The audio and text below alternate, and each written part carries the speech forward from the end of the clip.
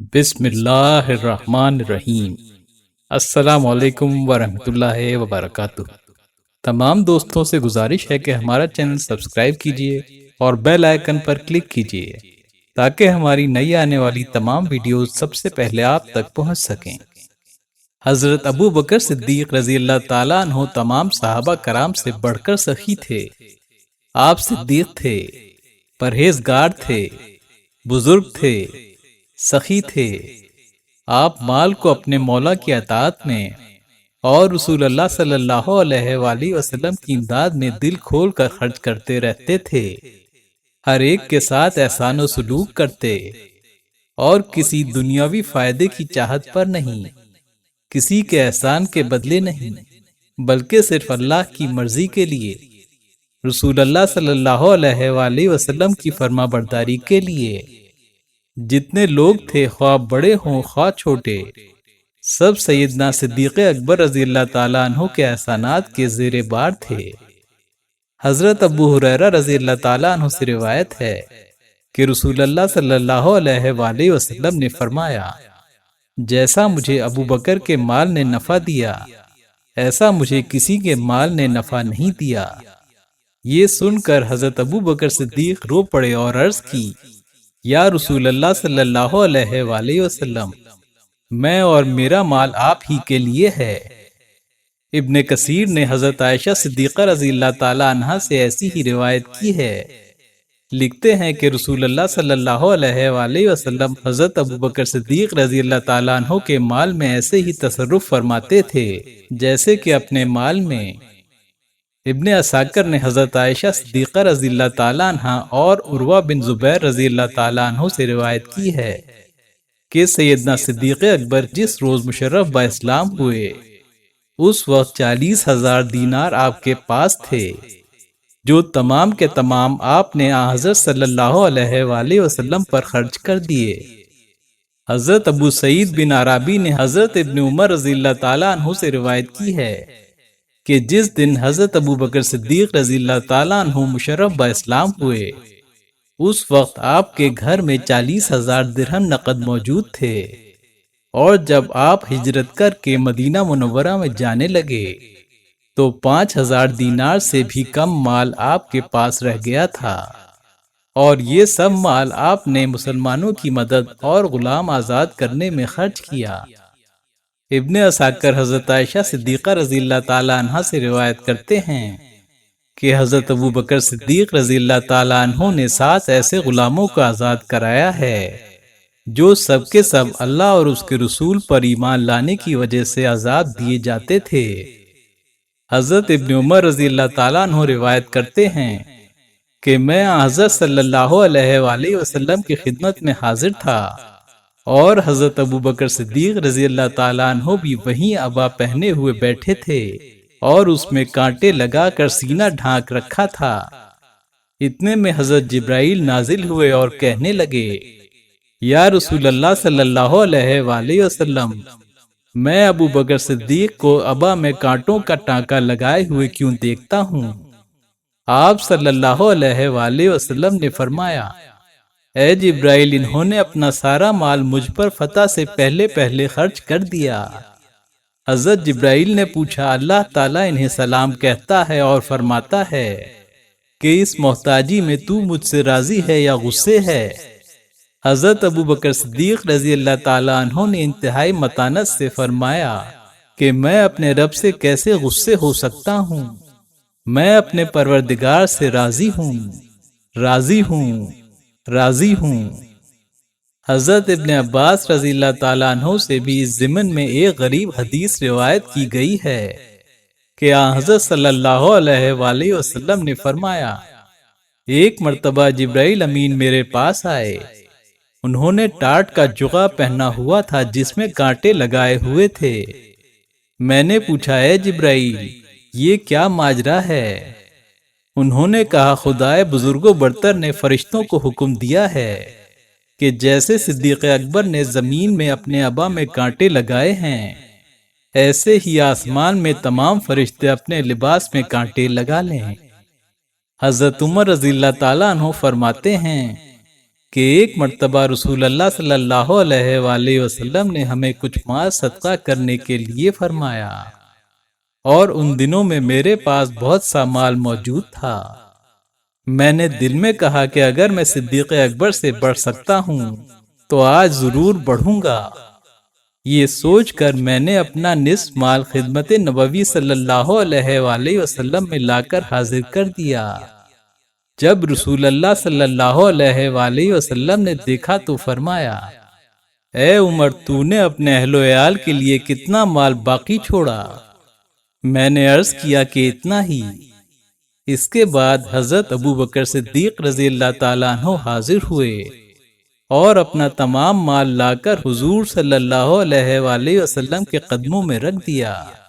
تو رسول اللہ صلی اللہ علیہ وآلہ وسلم نے فرمایا، اے ابو بکر، تو نے اپنے اہل و عیال کے لیے کتنا مال باقی چھوڑا؟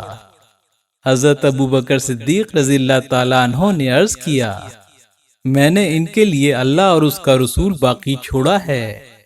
یہ سن کر میں نے اپنے دل میں کہا کہ میں صدیق اکبر سے ہرگز کبھی بھی آگے نہیں بڑھ سکتا۔ حضرت حسن بصری سے روایت ہے کہ حضرت ابو بکر صدیق رضی اللہ تعالیٰ عنہ ایک روز حضرت صلی اللہ علیہ وآلہ وسلم کے پاس صدقے کا مال لائے اور اس کی مالیت کو پوشیدہ رکھا اور عرض کیا، یا رسول اللہ صلی اللہ علیہ وآلہ وسلم، یہ مال میری طرف سے اللہ کی راہ میں صدقہ ہے اور اس سے میرا مقصود صرف اللہ ہے۔ بعد ازاں حضرت عمر رضی اللہ تعالیٰ عنہ بھی صدقے کا مال لائے اور اس کی مالیت کو ظاہر فرما دیا اور عرض کی، یا رسول اللہ صلی اللہ علیہ وآلہ وسلم، یہ مال میری طرف سے اللہ کی راہ میں صدقہ ہے اور میرا مقصود اللہ تعالیٰ کے پاس ہے۔ اس پر رسول اللہ صلی اللہ علیہ وآلہ وسلم نے فرمایا، تم دونوں کے صدقات میں اتنا ہی فرق ہے جتنا تم دونوں کے اقوال میں ہے۔ حضرت ابو ہریرہ رضی اللہ تعالیٰ عنہ روایت کرتے ہیں کہ رسول اللہ صلی اللہ علیہ وآلہ وسلم نے فرمایا کہ جس کسی نے ہم پر احسان کیا ہے ہم نے اس کا عوض اور بدلہ دے دیا ہے، مگر ابو بکر کے جو احسان ہم پر ہیں ان کا بدلہ اللہ تعالیٰ قیامت کے دن دے گا، اور جیسا نفع مجھے ابو بکر کے مال نے دیا ہے کسی کے مال نے نہیں دیا۔ ایک مرتبہ حضرت ابو بکر صدیق اپنے والد ابو قحافہ کو لے کر خدمت نبوی صلی اللہ علیہ وآلہ وسلم میں حاضر ہوئے تو آپ صلی اللہ علیہ وآلہ وسلم نے فرمایا کہ تو نے ان بزرگوار کو کیوں زحمت دی؟ میں خود ان کے پاس آ جاتا۔ حضرت ابو بکر صدیق رضی اللہ تعالیٰ عنہ نے عرض کی کہ یا رسول اللہ صلی اللہ علیہ وآلہ وسلم، یہ آپ کی خدمت میں حاضر ہونے کے زیادہ لائق اور سزاوار ہیں۔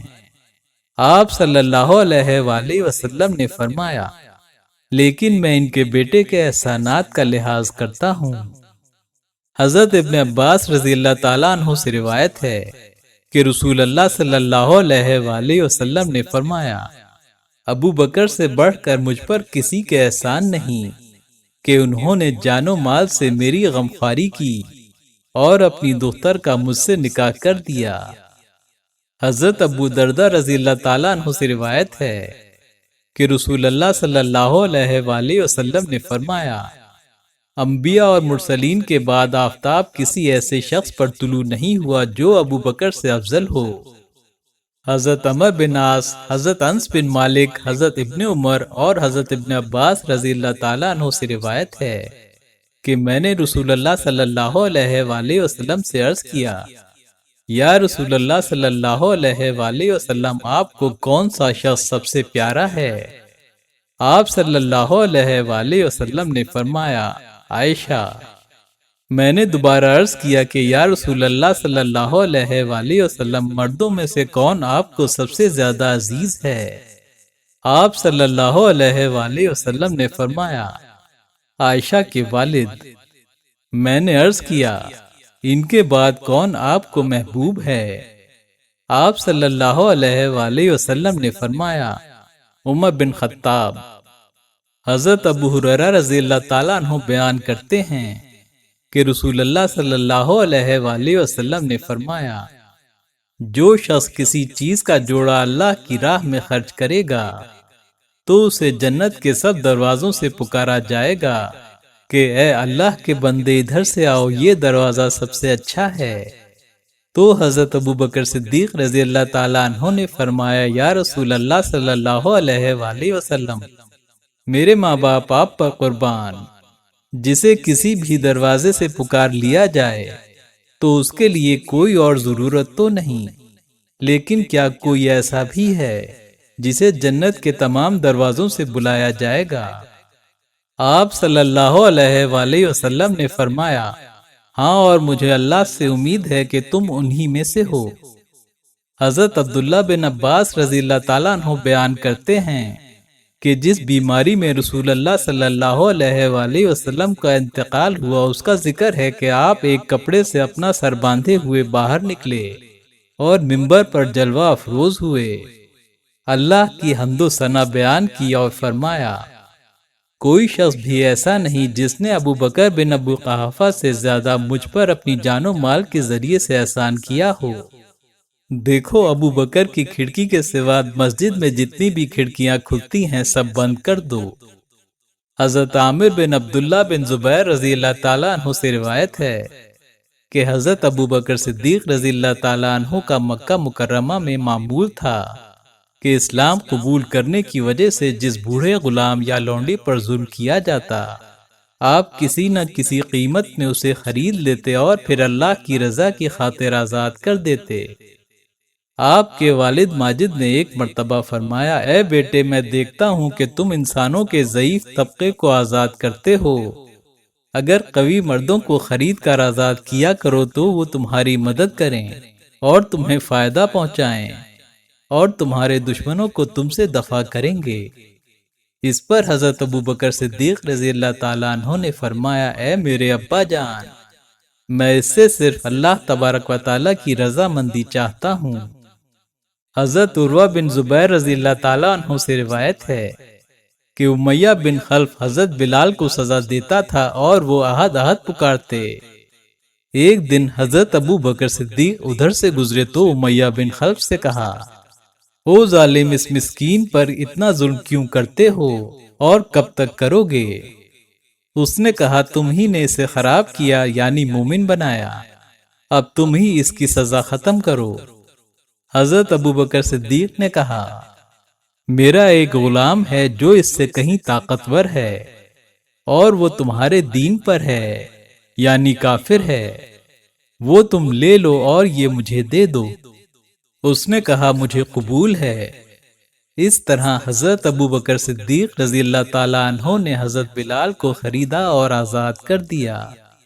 اس کے علاوہ انہوں نے 6 غلام خرید کر آزاد کیے تھے۔ حضرت بلال کا نمبر 7واں تھا۔ وہ 6 یہ ہیں: حضرت عامر بن فہیرہ، ام عبیس، زنیرہ، نہدیہ کی بیٹی اور بنی مومل کی لونڈی۔ حضرت علی رضی اللہ تعالیٰ عنہ سے روایت ہے کہ رسول اللہ صلی اللہ علیہ وآلہ وسلم نے فرمایا کہ اللہ تعالیٰ ابو بکر پر رحم کرے، اس نے مجھ سے اپنی بیٹی بیاہی، دار ہجرت کی طرف مجھے سواری مہیا کی اور اپنے مال سے بلال کو خرید کر آزاد کر دیا۔ حضرت عبداللہ بن زبیر رضی اللہ تعالیٰ عنہ کہتے ہیں کہ میرے بعض عزیزوں نے کہا کہ سورۃ اللیل کی یہ 5 آیات حضرت ابوبکر صدیق رضی اللہ تعالیٰ عنہ کے حق میں ہی نازل ہوئی ہیں، اور اس آگ سے وہ سب سے بڑا پرہیزگار دور رکھا جائے گا جو اپنا مال دیتا ہے تاکہ وہ پاک ہو جائے، اور اس پر کسی کا کوئی احسان نہیں کہ جس کا بدلہ دیا جائے، وہ تو صرف اپنے سب سے برتر رب کی رضامندی کے لیے دیتا ہے، اور وہ عنقریب خوش ہو جائے گا۔ حضرت عروہ رضی اللہ تعالیٰ عنہ سے روایت ہے کہ حضرت ابوبکر صدیق رضی اللہ تعالیٰ عنہ نے 7 ایسے شخص آزاد کیے جنہیں اللہ کی اطاعت اور قبول اسلام پر عذاب دیا جاتا تھا۔ ابن جوزی کہتے ہیں کہ علماء کا اجماع ہے کہ یہ آیات حضرت ابوبکر صدیق رضی اللہ تعالیٰ عنہ کی شان میں نازل ہوئی ہیں۔ بلکہ اکثر مفسرین کہتے ہیں یہ آیتیں سیدنا ابو بکر صدیق کے بارے میں اتری ہیں۔ ان آیات میں حضرت ابو بکر صدیق کے کردار کی تعریف کی جا رہی ہے کہ اسحاق سے وہ شخص دور رکھا جائے گا جو سب سے پرہیزگار ہے، اور وہ اپنا مال راہ خدا میں اس لیے خرچ کرتا ہے تاکہ اس کا مال پاک ہو جائے یا وہ خود دنیا کی محبت سے پاک ہو جائے۔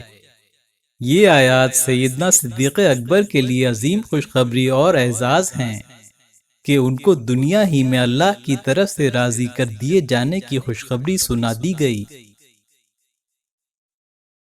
ویڈیو پسند آئے تو لائک کیجیے، ہماری ویڈیوز ضرور شیئر کیجیے، کمنٹ باکس میں اپنی رائے کا اظہار کیجیے اور چینل کو سبسکرائب کیجیے۔